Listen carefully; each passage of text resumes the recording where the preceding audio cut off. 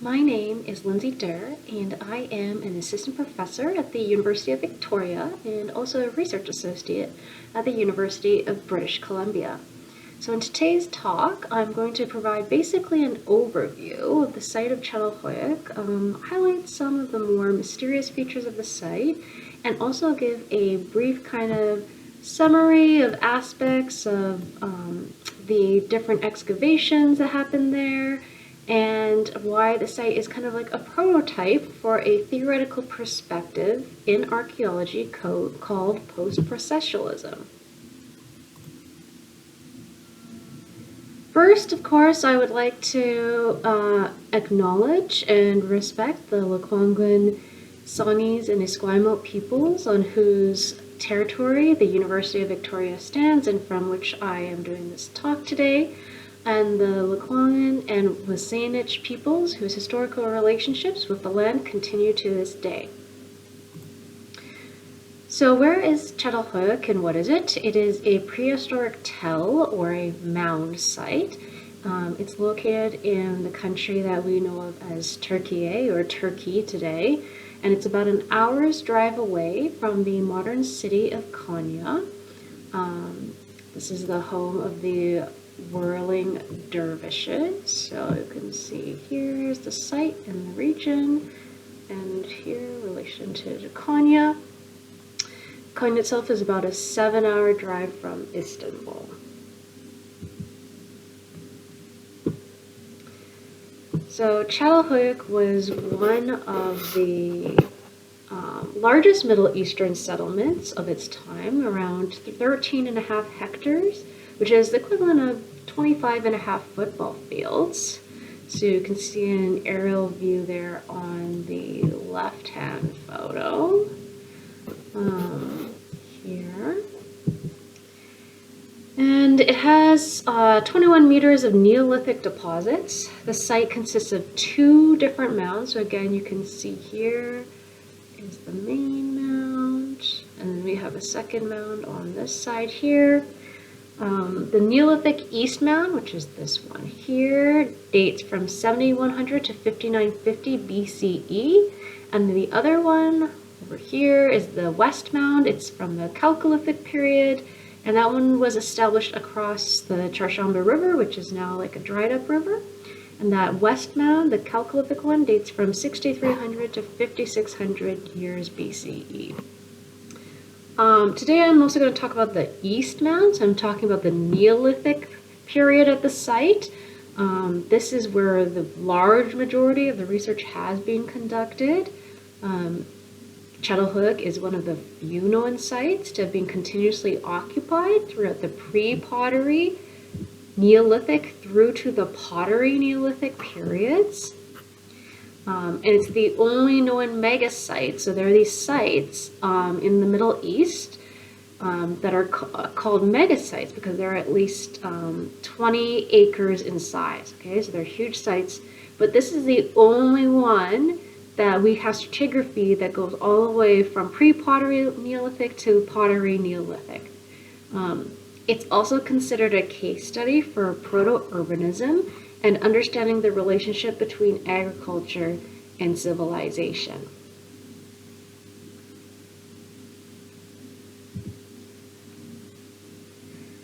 What makes Çatalhöyük kind of significant or unique?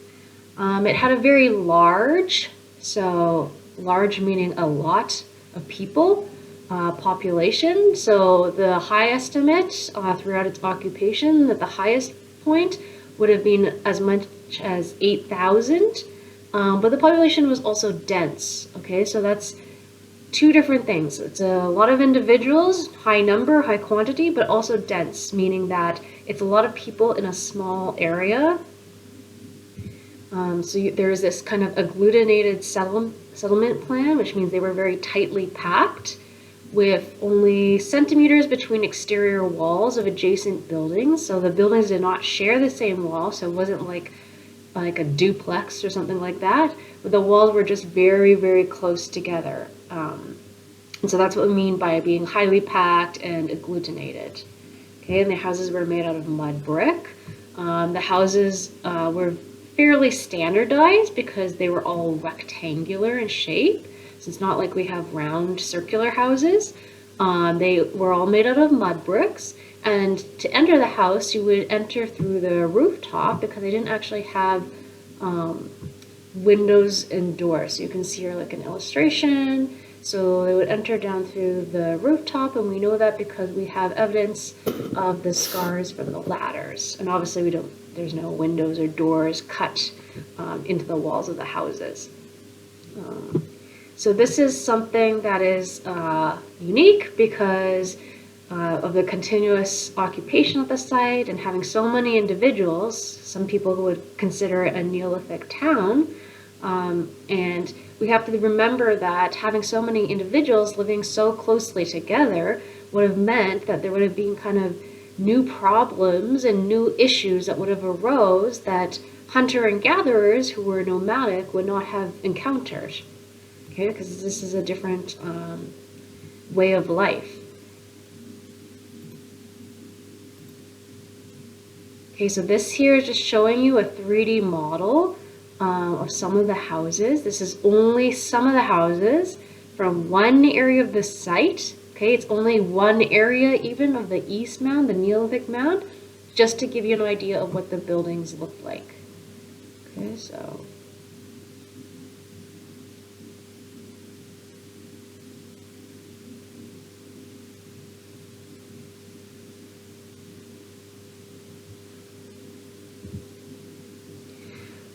as I mentioned, there was a continuous occupation, right? So from the pre-pottery through to the pottery Neolithic periods. So we basically have 18 levels of occupation. But despite having, a high population of up to 8,000 people living there at one time and everyone being so like tightly packed and living close together, we don't actually find evidence of social hierarchy. Of course, not everyone is exactly the same because that's impossible, right? So there is social difference horizontally, but not in terms of like, oh, we have elites and we have poor people and we have royals and we have a priesthood. We don't have stuff like that, okay? So what we do have is this kind of variation in what we call the elaboration of the houses. So some houses have kind of like more decoration than others, but no evidence for social hierarchy itself. In terms of the layout of the settlement, we have these kind of radial divisions, which are suggestive of neighborhoods. So there are these lines. If you look on this GIS map here, you see these red dashes here. These are showing these lines here. These were actually where there were middens, and they kind of delineate these kinds of like neighborhood blocks. Okay. And also something interesting is that Çatalhöyük has the earliest known wall paintings. So, of course, we know there were cave paintings from the Upper Paleolithic in Europe, but we're talking here about wall paintings and not cave paintings. And the first map in the world. So this wall painting here, this photograph, is of the first known map in the world. And just so you can see this painting a little bit earlier, this is an illustration of that same painting, okay? And you can see the similarity between the site layout here, right? We see the settlement plan where all these buildings are so tightly packed. And then over here, this map, okay? So very similar here. And over here is the volcano, which is in the landscape, and you can see if you're at the site. To date, also we have found no public spaces. There's no monumental architecture. There's no production zones. Okay, so there's not like a bead making zone, a leather making zone, or anything like that. There's nothing that would indicate the presence of a central administration. Okay, so this is also why there is no evidence for social hierarchy happening. Okay, because there's no sort of central administration organizing things. There's no places for everyone to gather. just these houses, which are residential, right? So it seems to have functioned as a largely egalitarian society. When we look at the environment and subsistence, so like what did they live off of, there are a lot of microenvironments here. So we had the steppe, we had the parkland, we had the woodland. You can see here there's a reconstruction of Çatalhöyük in the landscape. And in terms of their economy, they had a mix of farming and hunting and gathering. So they always had, from the very beginning of living here, domesticated sheep and goat, and they also had domesticated cereals that they farmed. But at the same time, they also hunted wild animals like aurochs. So aurochs are now extinct ancestor of cows. So aurochs are these wild bulls. They were hunted to extinction by humans, so they no longer exist. And then they hunted other animals like deer, boar, and wild horses. And we do have evidence that even though domesticated cattle were known in this region of the world at the same time, that the people of Çatalhöyük didn't adopt domesticated cattle in the Neolithic. So towards the end of the Neolithic occupation, the end of the 1,000 years that they lived here, that's where we start to see kind of a proto-domesticated cattle appearing, but we don't see the full domesticated cattle until you go to the other mound on the west side, the Chalcolithic mound.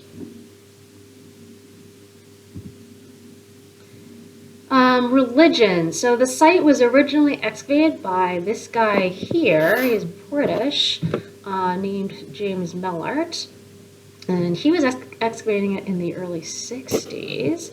And Mellart categorized buildings as either shrines or regular houses. So he said some of the buildings are shrines, and some of the buildings were houses that people lived in.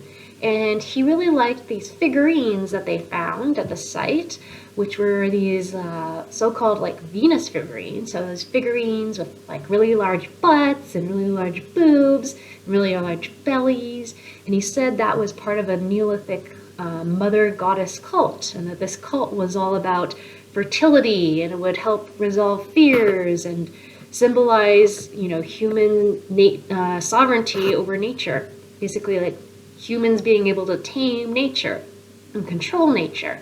And he thought, these kind of figurines that had these like voluptuous women would be offerings for deities that the worshippers would leave.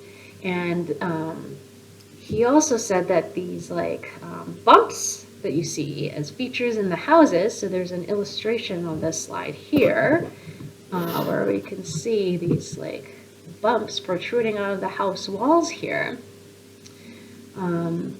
He said that those were actually representing breasts. Okay, so here's some more photographs. So here's one of those Venus figurines that supported his idea of the goddess cult, right? So you can see here the mother goddess sitting on like kind of a throne and flanked here by these leopards. And then here's a close-up photograph of those breasts that he said were protruding out of the house walls. But Mellart was basically banned from digging at Çatalhöyük because in 1965 there was the suspicion that he had looted and smuggled onto the black market 45 million British pounds worth of antiquities from a site called Dorak, which is near Troy. So because of that, he lost his permit from the Turkish government to dig at the site, and so no one really researched the site until the 90s.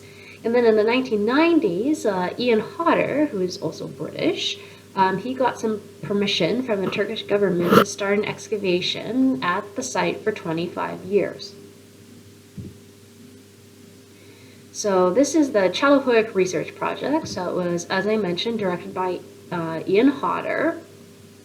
And this was a really unusual research project and dig by archaeological standards because there were over 160 researchers, a huge international team but also staff. So you can see on the left photograph here, there's our staff, which consists of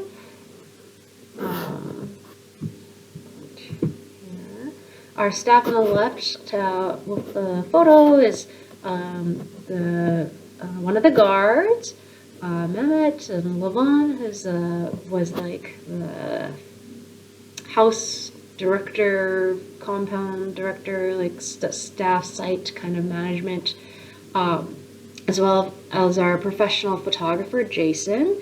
Then you can see a professional excavator and a student in the middle of the photo, and you can see Ian Hodder on the right here.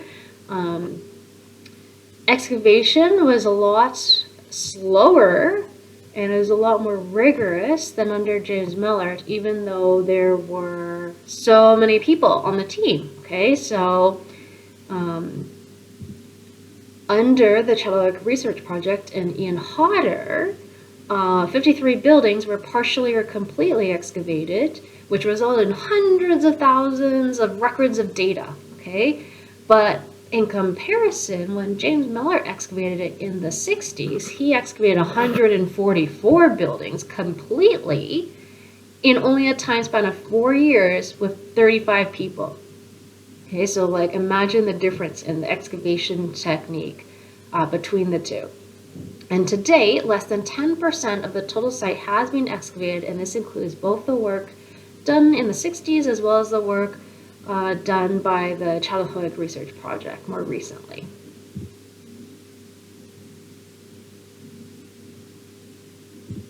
So this slide here, I just want to show you the dig house and the compound, just so you got a sense of it. So the dig compound is basically a courtyard. That's a square courtyard. You can't see it because it's in the middle here. And then there are buildings that surround it. On the other side of here that you can't see is the dorms. Dorms are not big enough for the whole team, so more than half the team would have to tent. And then there's like a kitchen area. This here, we also have like a seminar room with desks for everyone to work on their computers. This is conservation lab, and we have a faunal remains lab as well. We also had a paleobot lab, the finds lab with the figurines team, etc. And then here are the stores, so that's where the artifacts would be stored if they didn't go straight to the museum and be stored there. And then this is the kind of like community center. So I mentioned how James Miller had said there was like this goddess cult, but under the Çatalhöyük Research Project, so the more recent research, we've largely shown that this was not really the case. So those plaster bumps that Miller had said were breasts that came out of the walls of the houses, they're actually lumps of animal remains that were embedded into the house walls. We call those animal materializations. And they often had like other animal remains in them, like talons of like vultures and stuff, like beaks. And also we know that there's no political centralization, so therefore that seems to disprove the idea of an organized religion with public shrines. Every single building found at Çatalhöyük does have domestic features, so they have like hearths and ovens, and also the remains of food processing and consumption. So that would indicate that these buildings were all residential, that they were not shrines or temples. And there are a lot of figurines at Çatalhöyük in comparison to other sites from the Neolithic in the Middle East, as well as the Balkans and Greece. But the majority of our figurines are zoomorphic. Okay, so, and even with zoomorphic, meaning like animal figurines, the majority of those are these horns. Okay, so we don't have that many of these anthropomorphic ones. Right, so less than 10% are anthropomorphic, and even when we're considering the 10%, less than 10% of them, only 5 of these figurines actually have pubic triangles, and only 63 have discernible breasts. So to even sex it, there's some difficulty there. Here you can see a zoomorphic figurine. This one's out of stone, the one on the bottom here.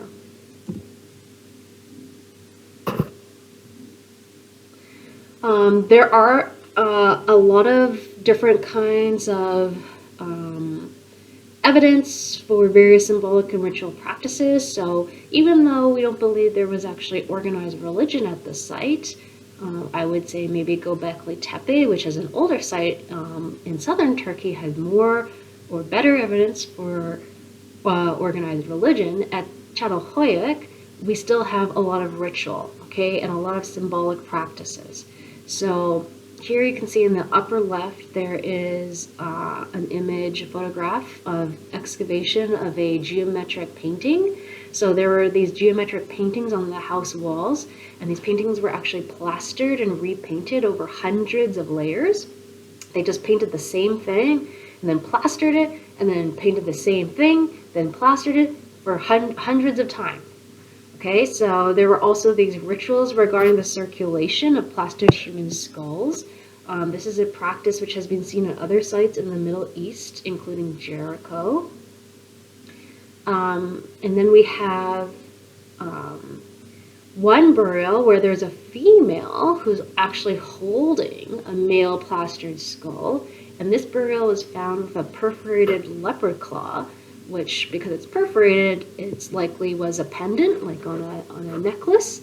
And it's the only leopard remain that is found at the site, even though in the images there are leopards depicted.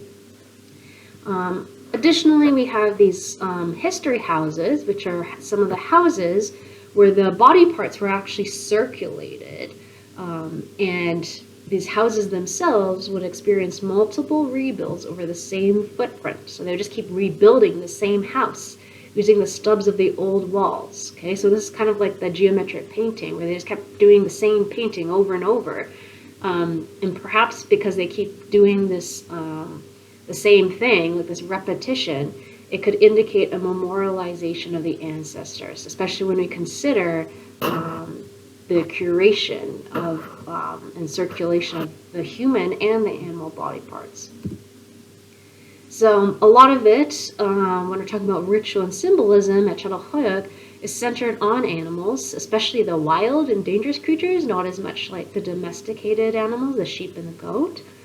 So even though we know that Çatalhöyük people were farming and they had these sheep and goats who were domesticated, we know that they hunted. And so because they were hunting, they would have been interacting with all the animals that they encountered in the landscape. And we can see this kind of like interactions and these relationships between humans and animals in things like the human burials. So there is one example, the picture in the middle, the illustration is showing one of the burials was found with this huge dump of weasel feces. Okay, and then there was a double burial, which you see in this illustration on the left, of a individual with a lamb. Here you can see the modification of a boar skull, which is interpreted to possibly have been some sort of like a item of adornment, like a headdress. And then here is this spectacular face pot, where you can see it kind of has a human-animal hybrid element. So you see a human face here, and then the face of a auroch, wild bull. And then we have these plastered animal reliefs on the houses, so more decoration where they plastered animals. And in this one you can see these are two leopards here.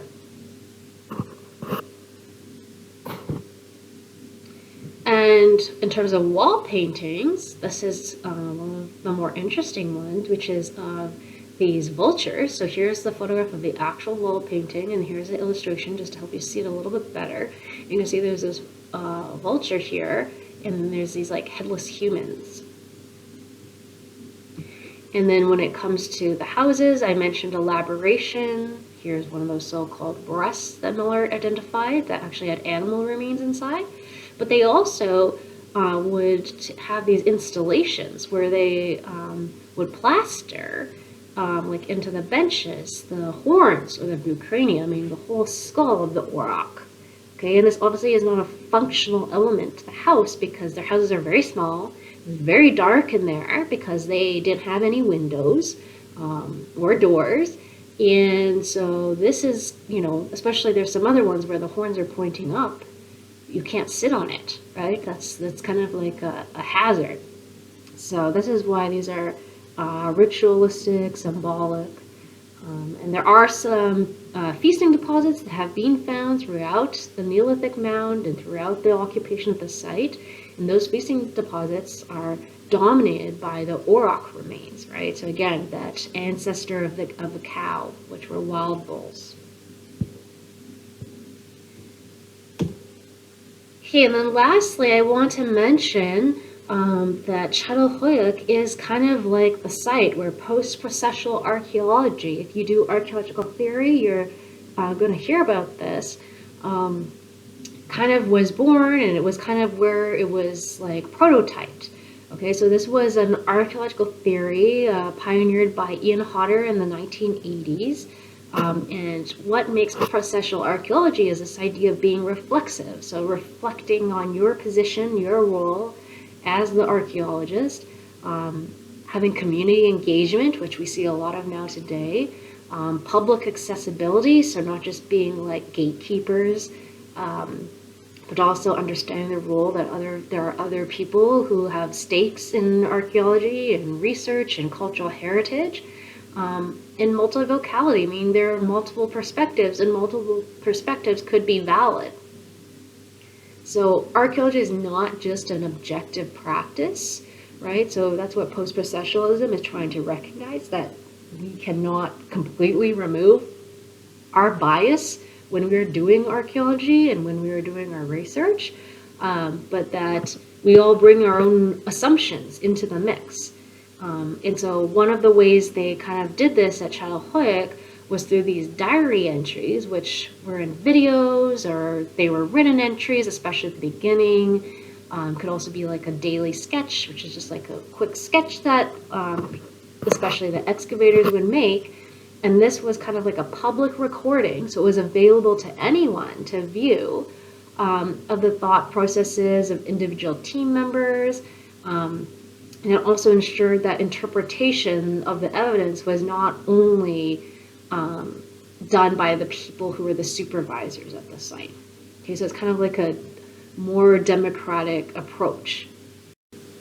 So here, I just want to give you an example to look at and read. This is a diary entry from Craig Sesford, done in 1998 in July. And remember that these diaries were all publicly accessible, not just to the other members of the team at the site, but also just anyone could access them through the internet. And I just want you to think about, reading through this diary entry about how archaeology is not neutral and what kind of roles might our own biases and our own experiences play when it comes to archaeological practice and interpretation.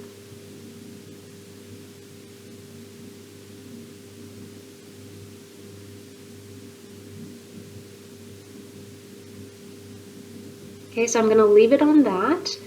And thank you to Diana for inviting me to do this lecture, and good luck with the rest of all of your studies.